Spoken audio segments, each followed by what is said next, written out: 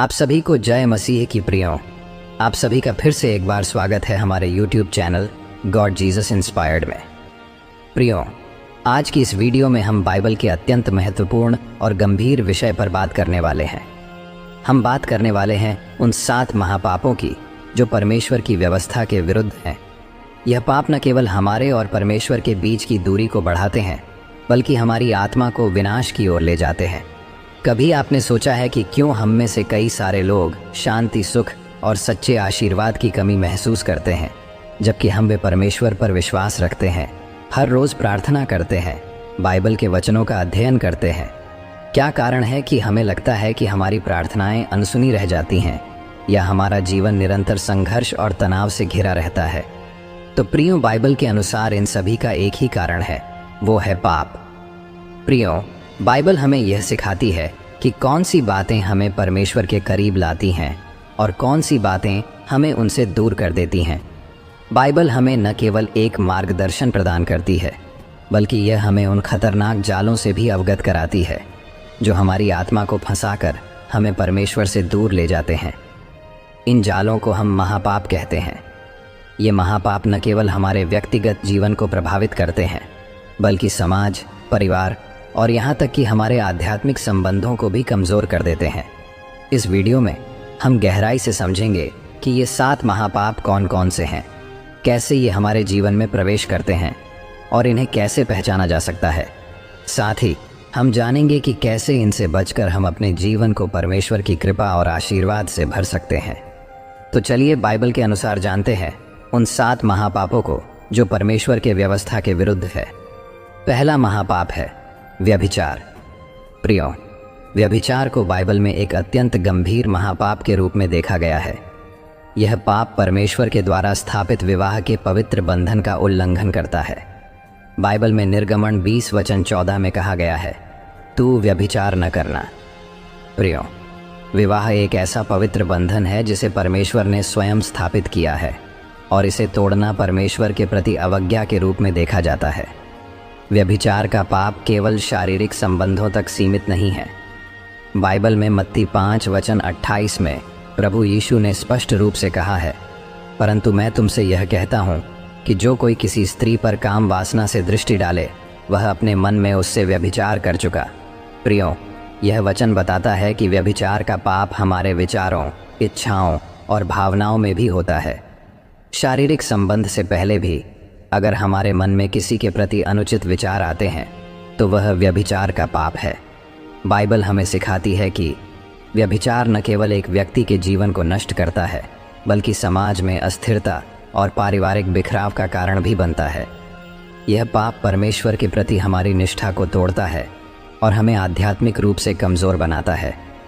Bible में राजा दाऊद का उदाहरण मिलता है, जिन्होंने बतशेबा के साथ व्यभिचार किया और इसके परिणाम स्वरूप उनके जीवन में अनेक कठिनाइयों का सामना करना पड़ा। व्यभिचार का पाप न केवल व्यक्तिगत जीवन को प्रभावित करता है, बल्कि समाज और परिवार में भी अस्थिरता और बिखराव का कारण बनता है। यह पाप हमारे और परमेश्वर के बीच की दूरी को बढ़ाता है और हमें आत्मिक रूप से कमज़ोर बनाता है। इसीलिए प्रियों, व्यभिचार के पाप से दूर रहिए। दूसरा महापाप है मूर्ति पूजा।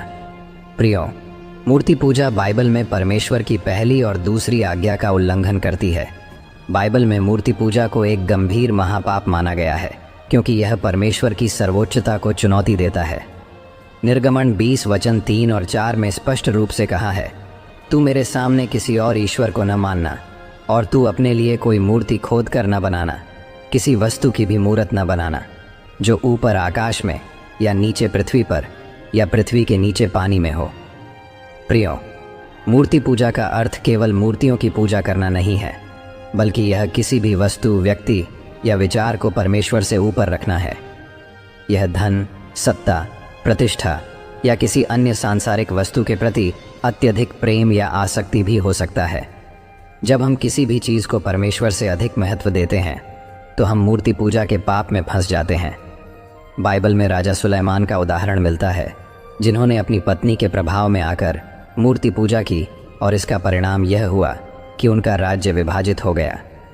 प्रियों, इस तरह के पाप से न केवल हमारा आध्यात्मिक जीवन प्रभावित होता है, बल्कि हमारे समाज और परिवार पर भी इसका बुरा प्रभाव पड़ता है। परमेश्वर का आदेश स्पष्ट है कि हमें केवल उसकी आराधना करनी चाहिए और किसी अन्य वस्तु या व्यक्ति को उसके समान स्थान नहीं देना चाहिए। तीसरा महापाप है ईश्वर के प्रति अविश्वास। प्रियो, बाइबल में सबसे बड़ा महापाप परमेश्वर के प्रति अविश्वास है। परमेश्वर पर विश्वास न करना एक ऐसा पाप है जो हमारे पूरे आध्यात्मिक जीवन को नष्ट कर सकता है। ईश्वर के प्रति विश्वास हमारी आत्मा की नींव है और इस नींव के बिना हमारी आत्मा खोखली हो जाती है।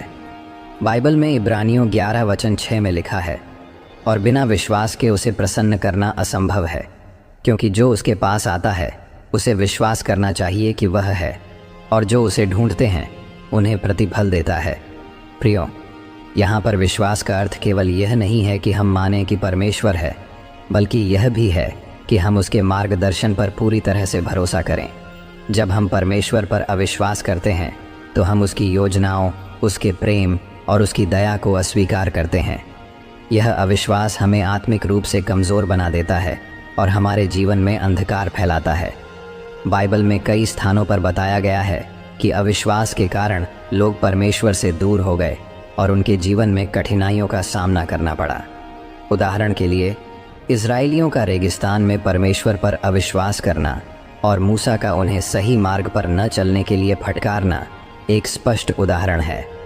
यह अविश्वास न केवल व्यक्तिगत जीवन को प्रभावित करता है, बल्कि पूरे समाज में नैतिक और आध्यात्मिक गिरावट का कारण बनता है।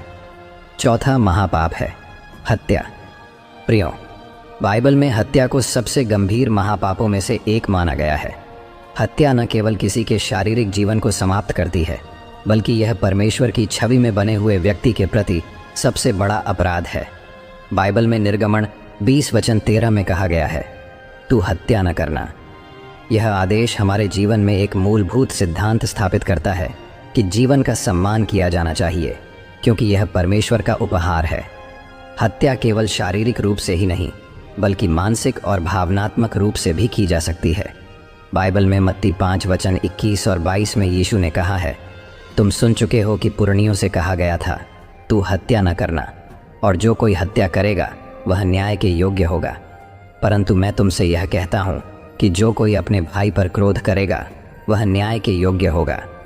इसका अर्थ यह है कि किसी के प्रति क्रोध, घृणा या द्वेष भी हत्या के समान ही पाप है। हत्या का पाप न केवल व्यक्ति के जीवन को नष्ट करता है, बल्कि समाज में भय और अराजकता का वातावरण भी पैदा करता है। बाइबल में काइन और हाबिल की कहानी हमें यह सिखाती है कि हत्या का पाप कितनी गंभीर सज़ा का कारण बन सकता है। काइन ने अपने भाई हाबिल की हत्या कर दी और इसका परिणाम यह हुआ कि वह परमेश्वर से दूर हो गया और उसे अपने जीवन में लगातार संघर्षों का सामना करना पड़ा। प्रियो, हत्या का पाप न केवल हत्यारे के जीवन को नष्ट करता है, बल्कि उसके परिवार और समाज पर भी इसका गहरा प्रभाव पड़ता है। इसीलिए इस पाप से दूर रहिए। पांचवा महापाप है लालच। प्रियो, लालच बाइबल में एक गंभीर महापाप के रूप में वर्णित है। यह पाप हमारे हृदय में उस असंतोष को उत्पन्न करता है जो हमें परमेश्वर की दी हुई आशीषों से दूर कर देता है। बाइबल में निर्गमन 20:17 में कहा गया है, तू अपने पड़ोसी के घर का लालच न करना।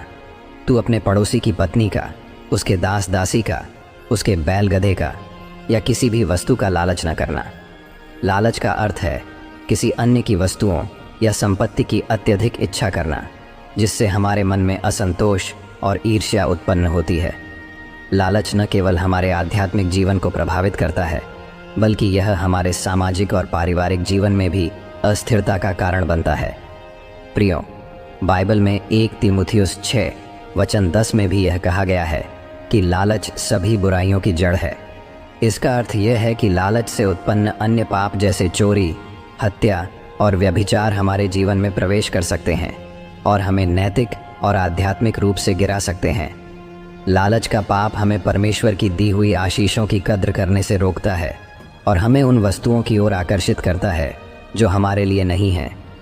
इसका परिणाम यह होता है कि हम अपने जीवन में असंतोष, तनाव और दुख का सामना करते हैं।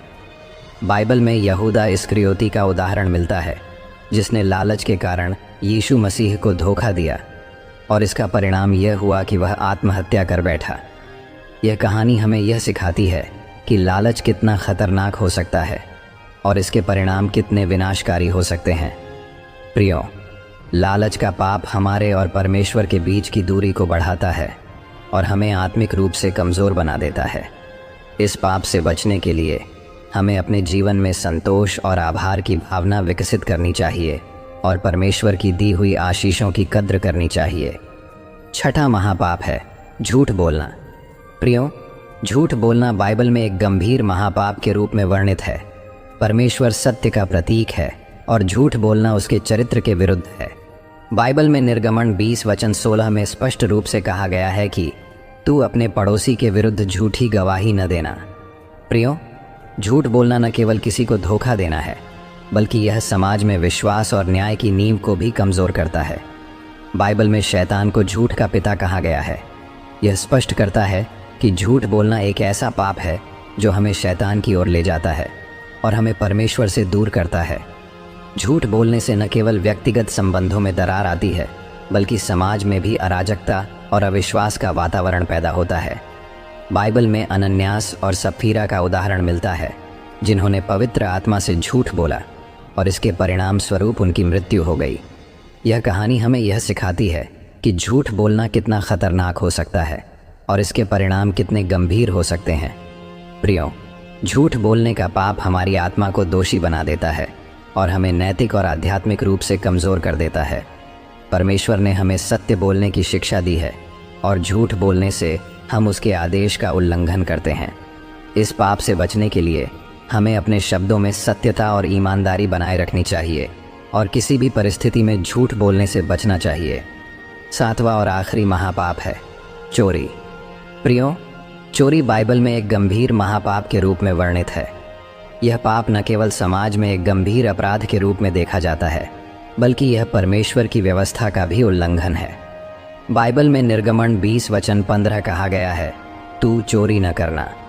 चोरी का अर्थ केवल किसी की भौतिक संपत्ति या धन को चुराना नहीं है, बल्कि किसी की प्रतिष्ठा, सम्मान या अधिकार को छीनना भी चोरी के अंतर्गत आता है। प्रियो, चोरी का पाप न केवल व्यक्तिगत स्तर पर नुकसान पहुंचाता है, बल्कि समाज में अविश्वास, असुरक्षा और अव्यवस्था का वातावरण भी पैदा करता है।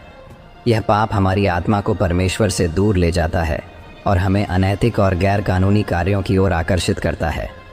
बाइबल में यहूदा इस्करियोती का उदाहरण मिलता है, जिसने लालच के वश में आकर यीशु मसीह को चांदी के 30 टुकड़ों के लिए धोखा दिया और उनके साथ विश्वासघात किया।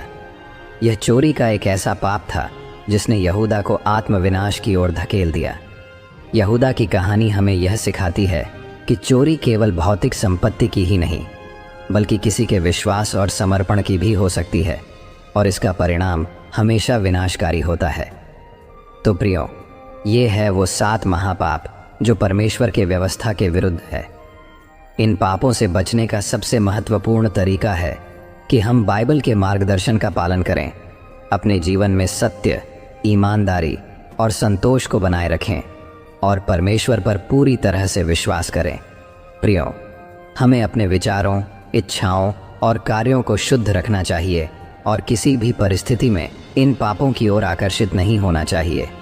तो प्रियो, अगर आपको यह वीडियो पसंद आया हो तो वीडियो को लाइक करें, कमेंट में आमीन टाइप ज़रूर करें और अपने परिवार के साथ यह वीडियो शेयर ज़रूर करें।